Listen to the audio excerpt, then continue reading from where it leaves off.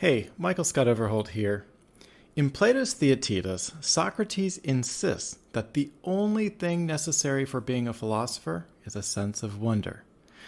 By this, he means a curiosity or inquisitiveness within the present moment about the subject at hand.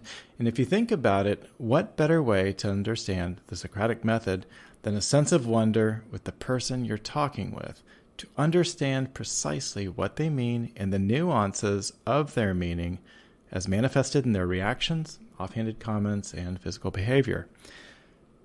That sense of wonder is part of a two-prong approach that Coach Morgan Brady cultivates with her clients, the first prong being purpose, the second an aha experience. The aha experience is often the result of a technique she calls highlighting, whereby she pays particular attention to the peripheral things that a client says or does that gives her a clue into the intricacies of her client's situation. The result is that sharing these observations that Morgan highlights provides a space for that aha moment within her client. Anabasis is the ancient Greek word for the inward journey or the ascent, and in this episode, I'm journeying into the coaching world with Morgan Brady, where we'll see more closely what wonder and epiphany looks like among coaching clientele. I hope you enjoy.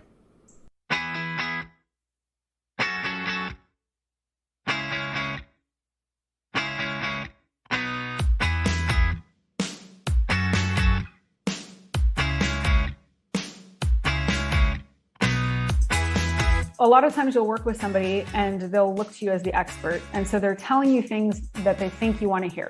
And instead, I'm paying more attention or I'm highlighting when they tell me something in passing.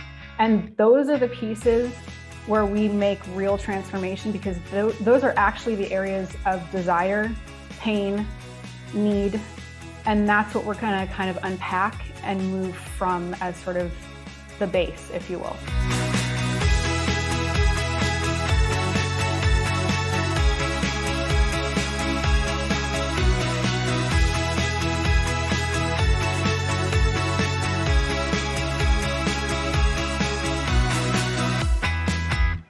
I think, who are you is always evolving. So it's hard to pinpoint that, but because I hope I'll be someone very different in years to come from all of my experiences. But I guess I'd just say I'm kind of unique in that I come from sort of a bizarre melange of a background. My family, they're all artists, and I grew up in a warehouse on the railroad tracks in Berkeley, California. I trekked the Himalayas at age 11 with my dad. I dabbled in theater. I did stand-up comedy, open mics for a while.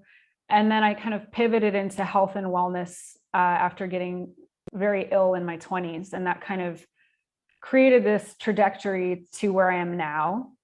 And really, I think just a leader at heart. That's really what I am. I'm inspired by story and human connection. And I just truly value relationships, but authenticity in relationships and honesty, hardworking values and kindness. I think we've really lost sight as a people and culture how important being kind is in every which way that could be represented. In just simple interactions with people, how we do things, being thoughtful. So I try to kind of bring that back in anything that I do or touch. I resonate really deeply with everything you just said. That's a beautiful description of Thank any you. person. And I think it's great that you're able to articulate that about yourself. What area do you focus on with your coaching?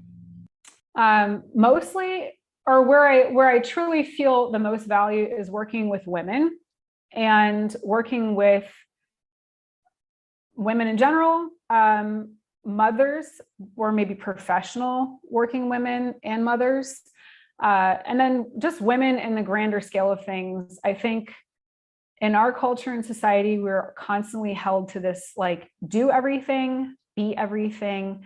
If you're not doing it perfectly, you're failing. If you are doing it and you're asking for help, you're weak. Do. And sort of the stress and exhaustion that comes from trying to fulfill that. And just really working with women to kind of stop and take a step back and go, wait a second, I need to regroup and put myself in the forefront again. What does that look like? What does that mean? And how does that translate to everything else in my life? Relationships, health and wellness. So are you eating poorly? Are you not exercising? Are you not sleeping? Well, let's get back to reprioritizing those things. So that's one area of expertise, and just where I really kind of love to work. And then I'm really interested in the workforce corporate business side of helping leadership, what it means to actually be a good leader, how you inspire a workforce, how do you communicate with people, how do you train and teach, and then that's cultivating the right culture, the best culture, and you're keeping incredible people because you're putting people first. So that is really interesting to me, and I think we need a lot more of that. Do you find that in your working with women, it often, like, they reach out to you or they contact you for coaching after they've had children and they're trying to kind of reestablish like who they are and boundaries and health? Yes. Yeah. Yes, for Can you talk sure. about that a little bit more? Yeah. And I don't want to sort of like isolate where, you couldn't work with me if you don't have children. You very much could. And maybe sort of your children, in quotes, is something else, another passion, or it's just like work-life balance, as well. There's a lot of those similar issues come up. But I think when women become mothers, your world flips upside down, and you're constantly trying to balance providing across all these different areas for your children, for yourself, for your job, for the school that's asking you to come and volunteer, like all these different things. And it's sort of like, how do you even hold this plate up and figure out how to have boundaries, when to say no, not feel bad for saying no, and really just sort of register that it is okay to put yourself first. It's okay to say, I love you, kids, but I'm going to wake up and I have an hour to myself. Don't bother me, or like your partner, this is your job right now because this is for me, and for me to not be this not great version of myself, I have to have this and I need your support with it. And being confident to sort of ask for that space. Does your work with corporations often involve advocating for mothers? I think so. I'd like to do a lot more work for corporations or small companies, even as I move into the future. I think any work that I've done in the past, it's more been in sort of a isolated realm, in that these women work for a huge, well-known company, and I'm working and coaching with them. And that's definitely going to translate and have an effect on their team, for example, and their own well-being. But it's not on the grand scale of like work I want to be doing more of, in terms of a large setting and working with, let's say there's a team of 20 and we're kind of coaching them through how we're going to transform their leadership over these 5 smaller teams. I'd like to do a lot more of that. What's your coaching philosophy? And you can read coaching philosophy as a pretty broad, just like system of thought for how you conduct your coaching. Yeah. It's interesting. There's a lot of, I don't know if you've seen this as of late, but one, there's a lot of layoffs happening with the coaching world, I've been seeing. There is a lot of like coach packages being represented all the time. Do this program in this package. Not that programs aren't useful in many ways for people, and structure is always good. But for me, my philosophy is to truly be with somebody in that very moment and really have them tell me like where they're at and what we are going to start with as the most basic small step. And as we kind of build on that, we'll have consistency, success. And so my philosophy is really to meet them where they're at and sort of allow them to sort of design, cultivate, and they are a part of creating. Otherwise, they're really not going to be successful. and owning that, you know? So that's one piece of it. And then I also like to do something called, I like to call it highlighting. I think of it as like a highlighter marker going over what you would think as words on paper. But for me, it's when someone's talking to me and telling me their story, I mentally highlight pieces and come back to them. So a lot of times you'll work with somebody and they'll look to you as the expert. And so they're telling you things that they think you want to hear. Even this happens all the time with doctors or clinicians, right? Oh yeah, I totally run and I eat vegetables. And you're sitting there and you're going like, yeah, okay, that's great. You're full of it, whatever. And instead I'm paying more attention, or I'm highlighting when they tell me something in passing within all of that verbiage. They tell me something with humor or jokingly, or they kind of jet around something. I totally highlight that in my mind, and then I let them finish and we go back to that, and then I dig deeper. And those are the pieces where we make real transformation, because those are actually the areas of desire, pain, need, and that's what we're going to kind of unpack and move from as sort of the base, if you will. So that's sort of my philosophy. Well, that's incredible, but it makes me wonder, has there been anything that I've said today that you would be highlighting? No, not yet.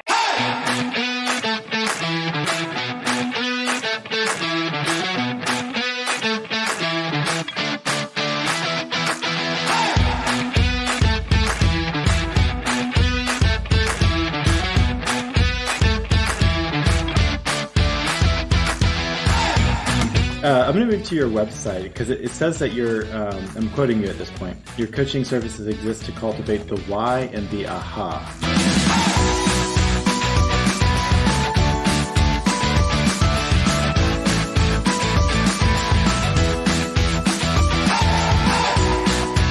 I love this dual effort. The why targets purpose, but I want to know more clearly what you mean with the aha prong. I hear like awe or wonder kind of wrapped up in that language, but I want to know if I'm reading it correctly, and if yes, I am reading it correctly, if you just explain more what you mean with that aha prong. Sure. Well, as you said, you don't need as much clarity on the why part. So why, and I'll just sort of restate that, the why and the aha. The why is what I think a lot of us can sort of understand easily, which is, why is something important to you? Why do we do it? Why are we habitually engaged in this? Why are we consciously making these choices, right? And you have to have a why to understand any sort of motivation or action you're going to take for a goal or whatever you're trying to achieve. The aha part for me is, if you're working with me, it's that highlighting piece. And now we're kind of digging deeper and we're honing in on something that might not be so apparent to you. And then as we kind of dig into that, you're having this, it's almost like an epiphany, but it's not simple. It's really quite complicated. So it's not an epiphany. It's like, aha, I am finally understanding that this routine that I engage in every single day is translating to these terrible habits, X, Y, and Z later. I need to completely transform that first part of my day or that routine and change that, or that's where we're going to start from in order to have an impact on X, Y, and Z, or for X, Y, and Z to ever change or no longer be, I need to back up and have that sort of analyzed or taken apart. So the aha is sort of like a clearing of the fog and realizing where the work really needs to be done for the client. So that's sort of how I like to describe it. That's amazing. It's beautiful. Thanks. Do you have an example of an aha moment that kind of stands out to you as like, this is the type of aha I'm aiming at with every client?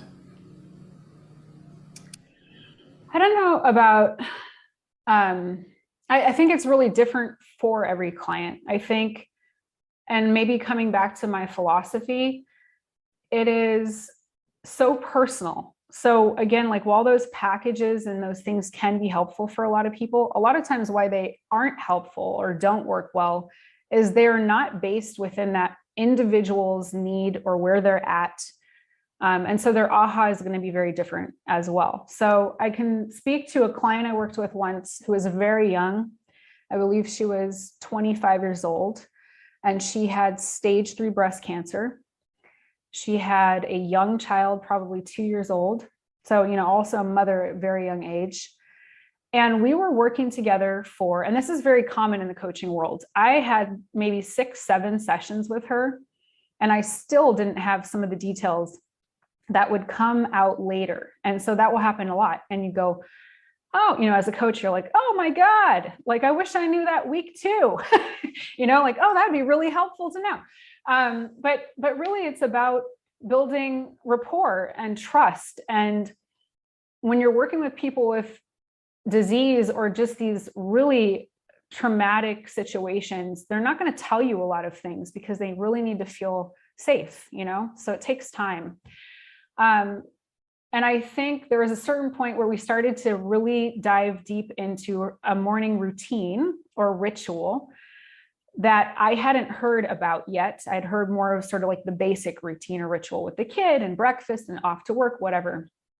And it was revealed to me that there was a lot of drinking of Coke and eating chips for breakfast and that kind of thing. And so that aha moment for this individual was sort of realizing how that was impacting other choices throughout the day. She felt and related energetically with her child, and then how maybe that was impacting her health overall and her current situation. And so we kind of had to backtrack and start from there. And so then we really did the work together. And she wrote me this letter, and it was probably one of the most touching things I've ever received in my coaching years. And let's just say we went from that world to her eating fruits and vegetables and having like fruit smoothies or like spinach smoothies for breakfast. I mean, huge transformation. That's a good one. That's a really good one. Speaking of health and wellness, talk to me about the article that you helped publish in the American Heart Journal, which I pay attention to this stuff because I have an academic background, but I noticed it has an impact factor of 4.749, which is really great. Yeah. This study concludes that site-based cardiac rehabilitation is well worth the effort. And so I was curious to know what role you played as a coach, and then how this study might have continued influencing your coaching. I think the reason I'm asking is because I haven't seen too many coaches working within academic studies. All right, and so I think that this is a really unique experience that you bring to the coaching world. Yeah. So my background is in acupuncture and Chinese medicine, personal training, and then coaching. And so I had a clinical background, and I was at the time coaching and managing at Vita Health. And we were working with Duke University for this study with the idea of getting, published and sort of having that stepping stone for our organization. And I was leading the coaches we selected to coach the patients. Then I was running the weekly progress calls with Duke University, and we'd basically talk about, in a HIPAA compliant way, of course, each patient and their progress. How many steps were they getting, or what were the cardiac activities they were engaging in with their coach, and then other lifestyle efforts. And then just kind of staying on top of that data, right? And making sure we're in line with the goals of the study. And then I was also personally coaching a few of the patients. And so the goal was to basically provide coaching support to patients that have been through surgery, trauma, or chronic disease. And what's the impact if you actually not only have them do cardiac activity, but you give them that kind of support post-op. And what we were seeing was not only were they getting sufficient steps in cardiac activity, they were completely transforming their lives. I mean, they were going from sedentary to horrible diets, to no support at home from spouses, where they were almost paralyzed by their environment or their situation, to self-electing to go outside and walk around their house 30 times and then achieving more than 4 or 5 goals at the end of the study. And the beauty of that is we are now no longer seeing, I'm not saying they never did go back to the hospital, those that participated, but when you have support like that, you're less likely to see heart attacks in the future, surgeries in the future, and just sort of revisit to hospital situations. And in this country, we do a horrible job at following up with patients. You usually have an appointment 4 months after surgery. You check in, the doctor goes, "Oh, it's great to see you. You look good. Are you eating well?" Patient's like, "Yeah." "Are you exercising?" "Yeah." "Great. Let's call it a day." And that's kind of like the support. And we could do so much better, let alone preventative care and preventative wellness, and teaching people that. So then they become advocates for others and inspire others. And it just sort of, goes across to all. So anyway, I think that was kind of the idea behind why that study was not only important, but why that's needed and why we need to continue to sort of demonstrate that type of support. So obviously very affirming for what you do as a coach. Did it have a lasting, did it change the way you coached as well? Oh, yes. I had 3 really amazing and very interesting patients. And I think, for one, we all just think we kind of know, 1, we think we know people. 2, we think we know everybody's life. 3, we know nothing. And we don't take the time to actually ask people questions. We don't, we're just like, "Oh yeah, you look like, that's your situation," but we don't know. Right. And so I think for me, it was, I'm totally at peace with knowing that can happen so easily, sort of assuming or assumption or judgment or whatever. But coaching individuals in these situations really opened my eyes to coaching differently, where sort of my philosophy I shared earlier, I truly just have to hear from them where they are and truly understand their entire life and situation, because it's all connected. And then we just start from the simplest thing. So if they say to me, and we're adding healthy stuff, or we're adding positive change, we're not prescribing, "Hey, you're going to eat 1,300 calories. You're going to exercise 7 times a week. You're not going to have a heart attack again. Okay. So this is what we're doing." We're not doing that, because that's not going to work. If they say to me, "Well, I eat 2 bowls of potato chips every day, but I love grapes. I think I'm just going to do a bowl of grapes instead of potato chips every day this week." Great. That is the one thing we are adding in line with the transformation we're trying to achieve. And it doesn't matter if it's small. It doesn't matter if it takes 3 weeks. It's about consistency and them leading that and seeing the reward from doing that. And that is what's going to intrinsically motivate them to continue. So I think that really shifted my perspective of how to work with people. To a more incremental, personalized approach. Yeah.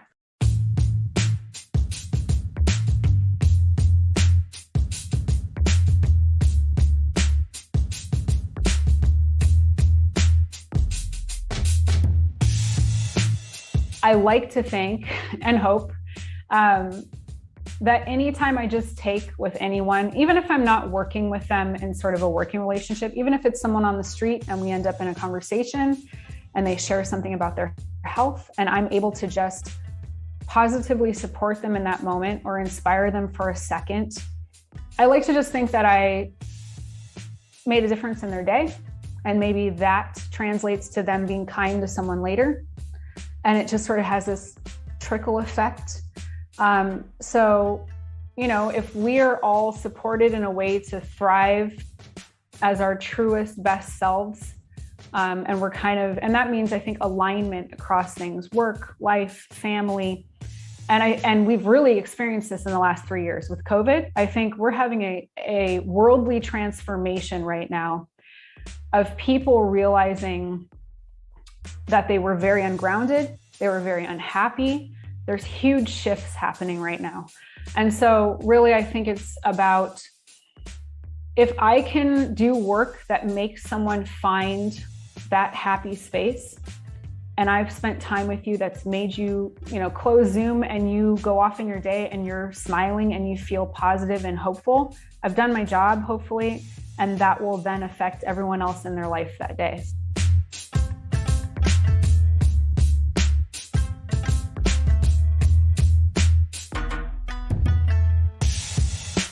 Thank you, Morgan, for taking the time to talk with me.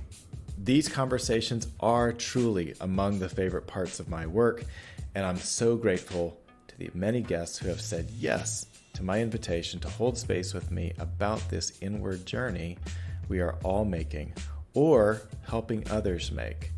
I treasure these conversations. If you found the podcast beneficial, intriguing, insightful, you choose the positive word, please click the follow or subscribe button so you don't miss an episode. Thank you so much for listening.